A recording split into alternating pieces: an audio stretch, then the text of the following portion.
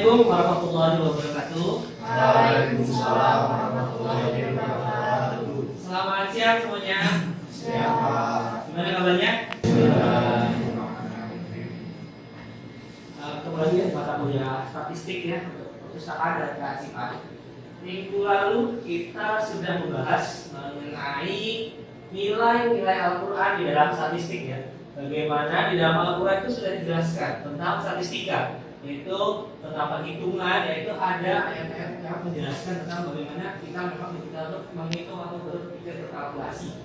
Nah, kali ini materinya kita lanjutkan dengan konsep dasar dari statistika seperti yang ada di RMS yang sudah saya bagikan kepada kalian semua, bahwa di pertemuan kedua ini itu diharapkan mahasiswa mampu menguraikan konsep-konsep dasar dari statistika, ya, konsep-konsep dasar statistika.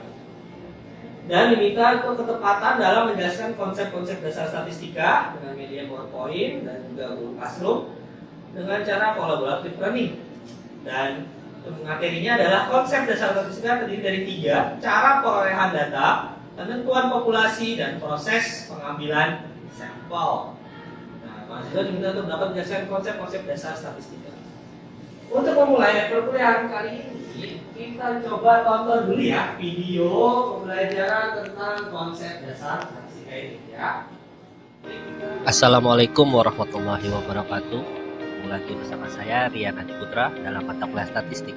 Kali ini kita akan membahas mengenai konsep dasar statistika. Baik, tujuan pembelajaran materi kali ini adalah mahasiswa mampu menguraikan konsep dasar statistika yang terdiri dari 1. Cara perolehan data, 2. Penentuan populasi, dan 3. Proses pengambilan sampel.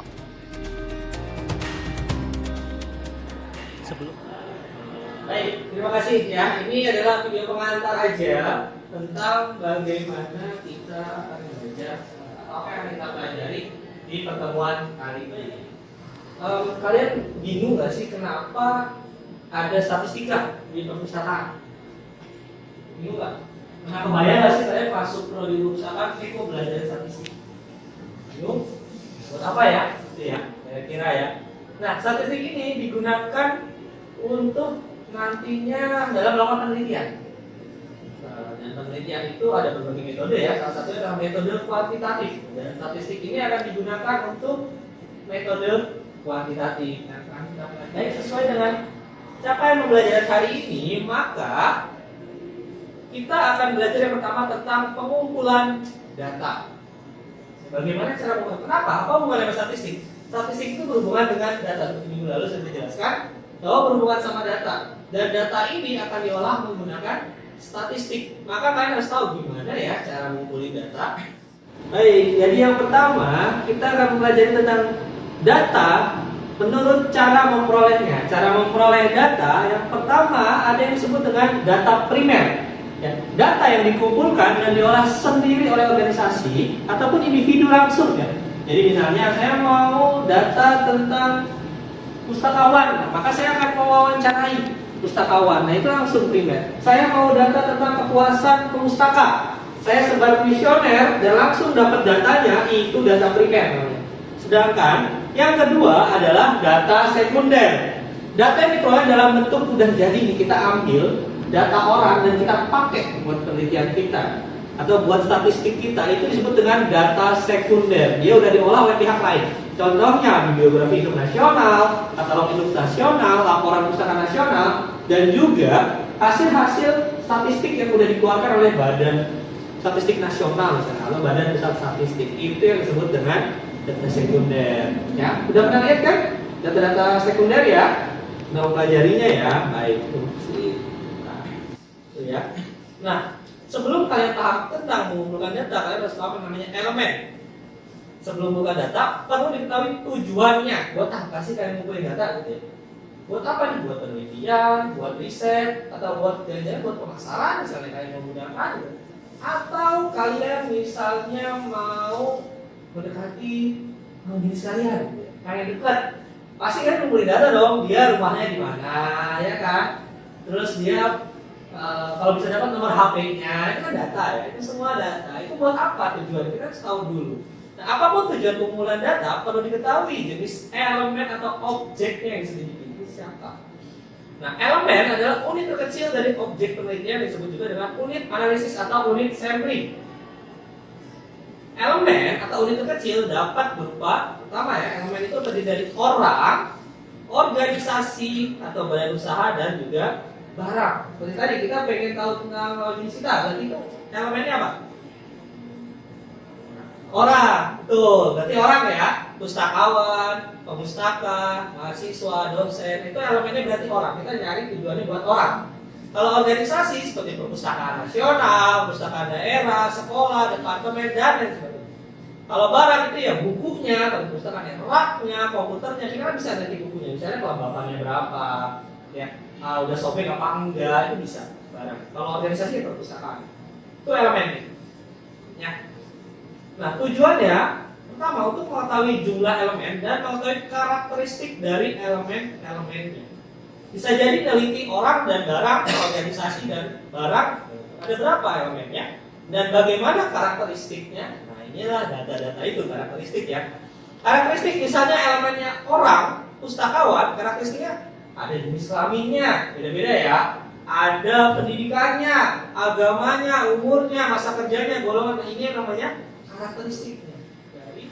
Nah, sedangkan kita masuk ke populasi. Populasi adalah kumpulan dari seluruh elemen yang sejenis. Ingat tadi ada orang, ada organisasi, ada barang, ini elemen yang sejenis, tetapi dibedakan karena karakteristik. Ya, contoh populasi adalah seluruh pustakawan di perpustakaan UIN Jakarta. Elemennya apa? Orang. Nah, tetapi karakteristiknya beda-beda ya. Ada yang umurnya beda pasti. Pendidikannya ada yang S1, S2, masa kerjanya juga beda-beda ya. Jumlah anaknya, gaji pokoknya, karakteristiknya beda-beda. Nah, karena pengumpulan data akan menghasilkan nilai observasi sebagai nilai karakteristik dari masing-masing elemen. Jadi populasinya, karakteristiknya berbeda-beda. Ini termasuk agama berbeda-beda. Kita tidak boleh membedakan agama apapun ketika dalam penelitian ya. Kita harus bertoleransi ya sama agama apapun. Itu adalah wujud dari moderasi beragama. Jadi waktu melakukan penelitian, kalian nggak boleh nih, dia non muslim, nggak mau saya jadiin sampel, nggak mau saya ambil datanya, nggak boleh ya.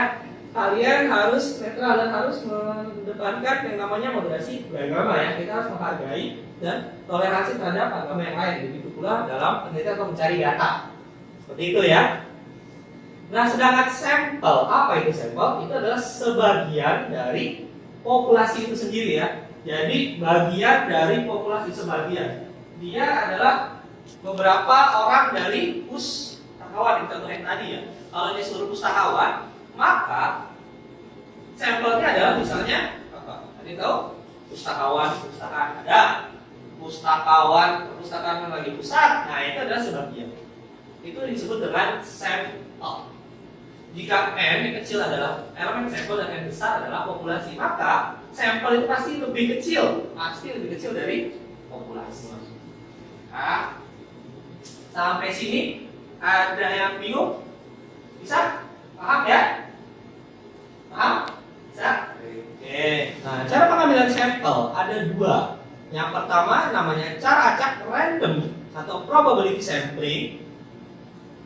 Ya, terdiri dari simple random sampling, stratified random sampling, multi-stage random sampling, custom sampling, sistematik. Ini akan kita pelajari lebih lanjut nanti di mata kuliah metodologi penelitian. Tapi kalian kenalkan di dalam statistik ini ada jenis-jenis pengambilan data ya, sampling. Untuk yang jenisnya pertama random atau acak. Yang kedua yang bukan acak ini disebut dengan kuota sampling, accidental sampling, purposive sampling, voluntary sampling, dan snowball sampling, di mana setiap elemen ini tidak mendapat kesempatan yang sama untuk dipilih. Kalau yang ini mendapat kesempatan yang sama. Saya contohkan seperti ini. Kelas ini misalnya terdiri dari berapa orang? 1, 2, 3, 4, 5, 6, 7, 8. Nah, yang random sampling ini kalian punya kesempatan sama untuk menjadikan sampel. Saya mau ambil 4 dari 8. Kalian punya kesempatan yang sama, tapi hanya 4 yang dipilih. Kebetulan random. Artinya saya mau ambil 1, 3, 5, 7. silakan maju. Tapi sebenarnya pada dasarnya 8 orang ini punya kesempatan yang sama, tapi saya tentukan secara random 1, 3, 5, 7. Atau saya random lagi nih 1, 8, 5 gitu random. Atau saya tutup angka, saya mau ini gitu. Tapi sekalian punya kesempatan sama, kebetulan aja yang kepilih beberapa orang itu random. Kalau yang tidak memiliki kesempatan sama, maksudnya apa sih? Misalnya gini, saya mau ngambil sampel, misalnya yang propulsif gitu. Saya mau ngambil sampel dari 8. Saya maunya yang minimal umur 22 tahun. Nah, dari 8 ini kan nggak semuanya 22 tahun. Artinya misalnya cuma berapa? Ada kan 22 tahun? Belum nyampe ya? Berapa? 21. 21 misalnya. Yang 21 tahun doang berarti kan cuma segini. 2 orang, yang ini nggak punya kesempatan dia untuk jadi sampel. Yang ini doang yang bisa dijadikan sampel. Kira-kira seperti itu bedanya antara bukan acak dan acak. Ada yang mau ditanya sampai sini? Ya, beda. Kan tadi buat probability sampling sama non probability sampling itu kira-kira cara yang paling tepat untuk kita nentuin metodenya tuh kayak gimana ya? Pertanyaan bagus. Ya, beda ya.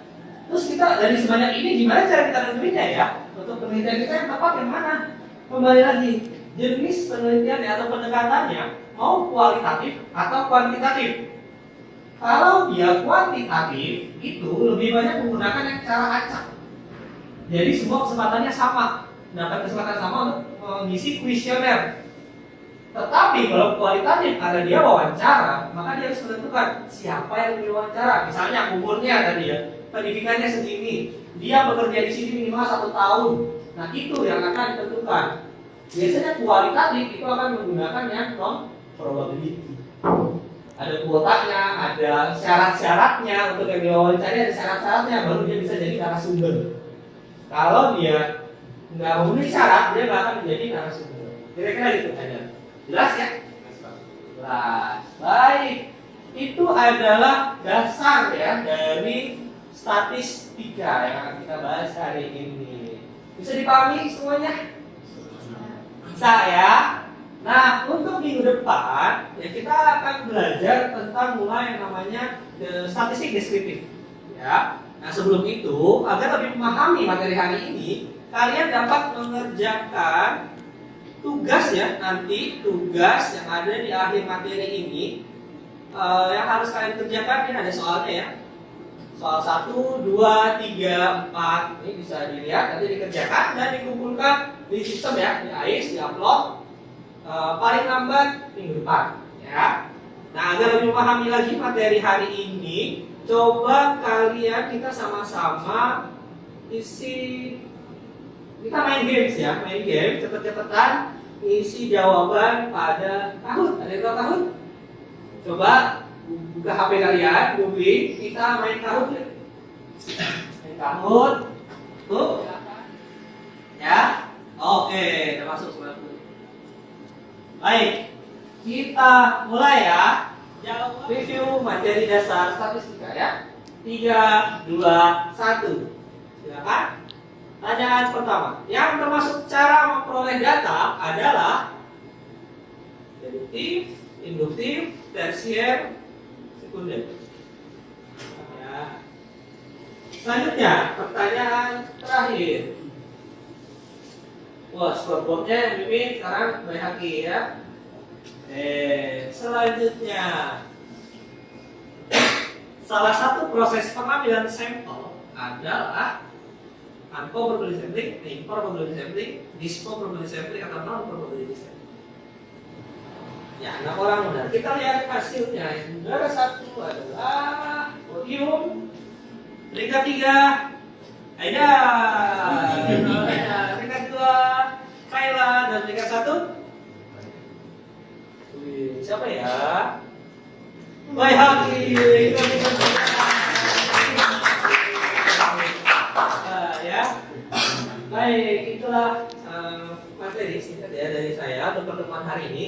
Sampai ketemu lagi minggu depan. Jangan lupa tugasnya dikerjain.